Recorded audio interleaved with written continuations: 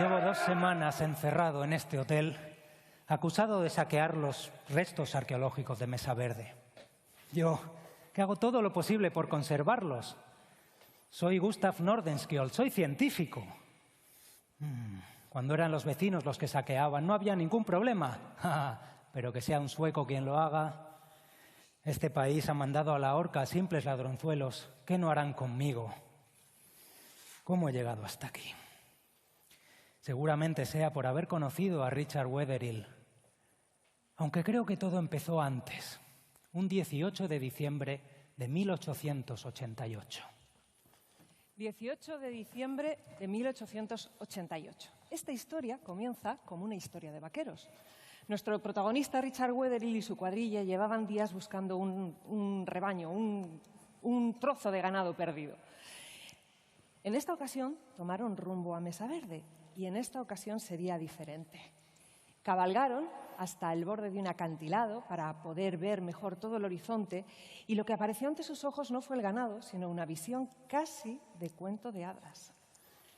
Las ruinas de una espectacular ciudad desierta construido al abrigo de la roca gigante del cañón.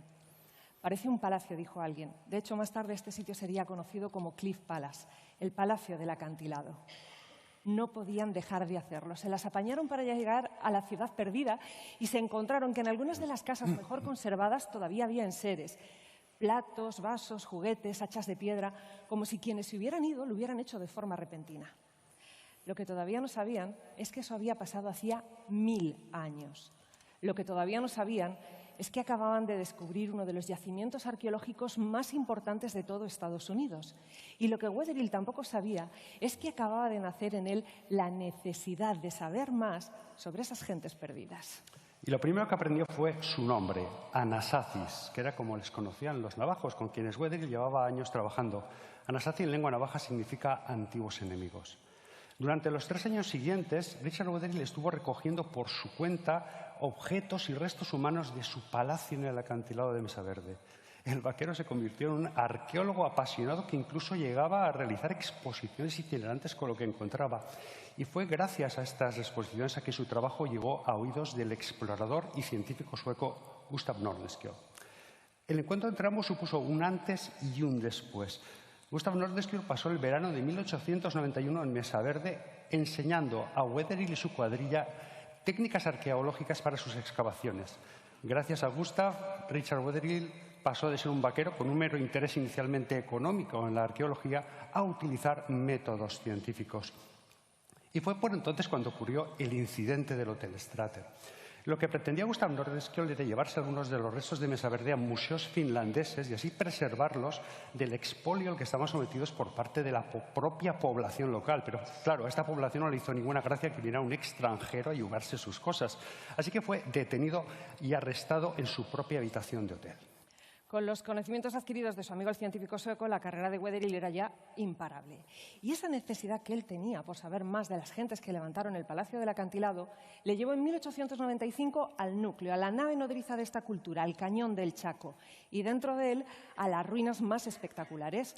Unas ruinas descubiertas hacía muchas décadas, pero donde él realizó la primera expedición científica. Pueblo Bonito, el lugar al que os queríamos traer hoy. Bienvenidos a lo que reconstruido, no me digáis que no, bien podría ser una nave de la Guerra de las Galaxias.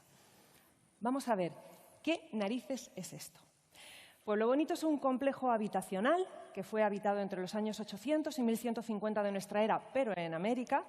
Mide 12.000 metros cuadrados. En el sistema métrico periodístico que es el mío son 2 campos de fútbol y tiene 800 habitaciones, algunas en estructuras de hasta 5 pisos de altura.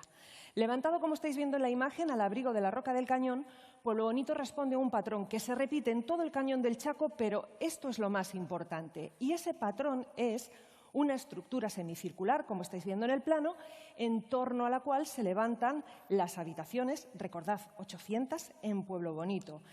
Construido en esta especie de adobe que estáis viendo en la fotografía y en forma de escala de dentro del poblado hacia afuera hasta alcanzar esos 5 pisos de altura. En el centro, la gran plaza y dentro de ella, la gran quiva. ¿Qué es una gran quiva? Una gran quiva es una habitación circular, como estáis viendo, esta es la de Pueblo Bonito, excavada para que esté por debajo del nivel del suelo y después cubierta, que se utilizaba con fines rituales. En el centro se situaba un hogar donde se encendía la hoguera, el fuego ritual, y estaba todo tan bien pensado que hasta tenían canales de ventilación para evitar que las personas se asfixiaran con el humo de la hoguera. En torno a ese fuego ritual y en bancos de piedra se sentaban los asistentes, que podían llegar a ser varios centenares.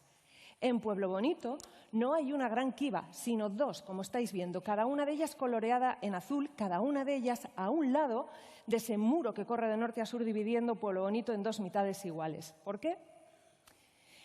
Ahora que sabéis esto, quiero que imaginéis lo que Wetherill y los suyos debieron sentir al atravesar el umbral de Pueblo Bonito.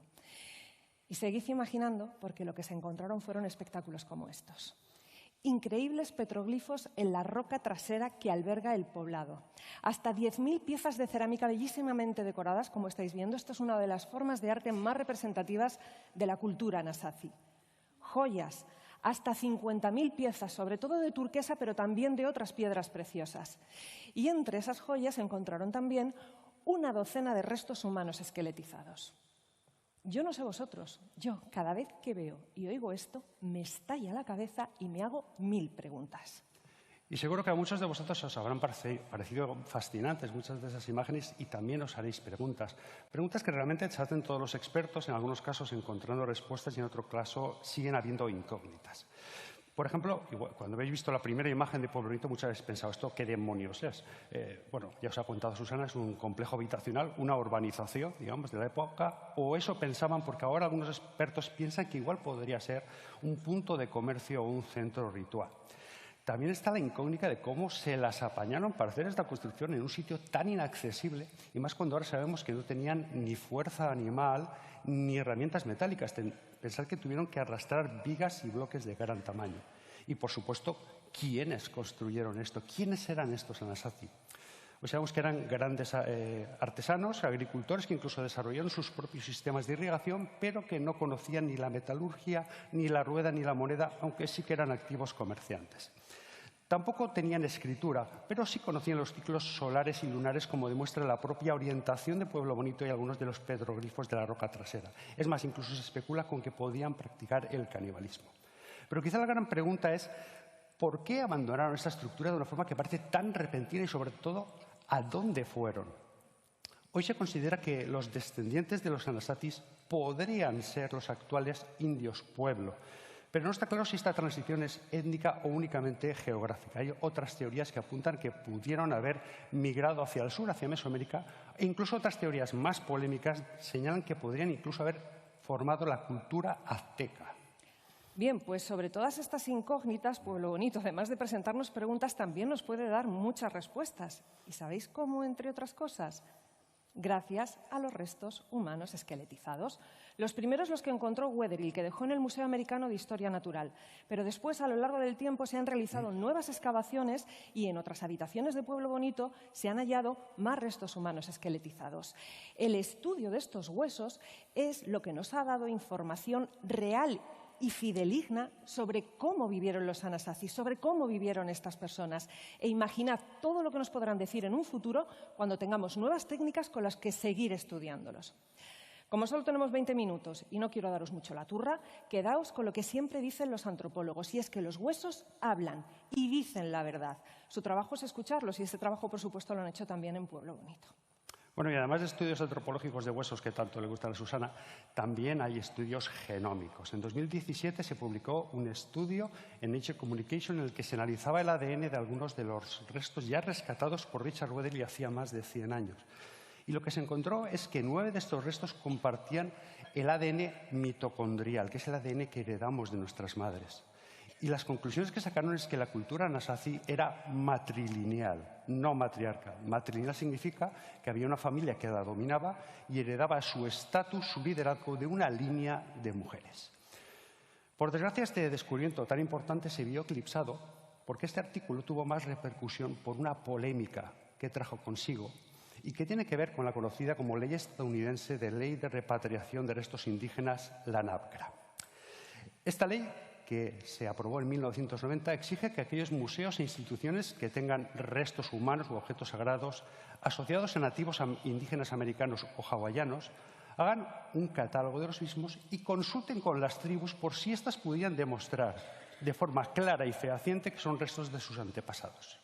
Si lo consiguen demostrar, estos restos se repatrian para, por desgracia para la ciencia, suelen ser enterrados y perdidos para siempre. Si no consiguen demostrar esa filiación, estos restos se catalogan como culturalmente no identificados y deben seguir manteniéndose en los museos e instituciones en los que se encuentran.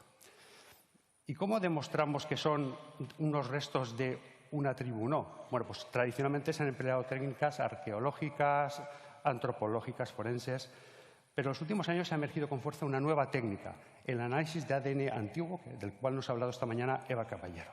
Seguro que sabéis que hace un par de años el genetista sueco Svante Pavo se llevó el premio de medicina por ser un pionero en esta técnica. Pues bien, desde que esta técnica se ha perfeccionado ha habido una auténtica explosión de secuenciaciones de ADN antiguo y esto ha llevado a un nuevo debate. Se ha abierto otro melón que tiene que ver con los aspectos éticos del análisis de restos antiguos.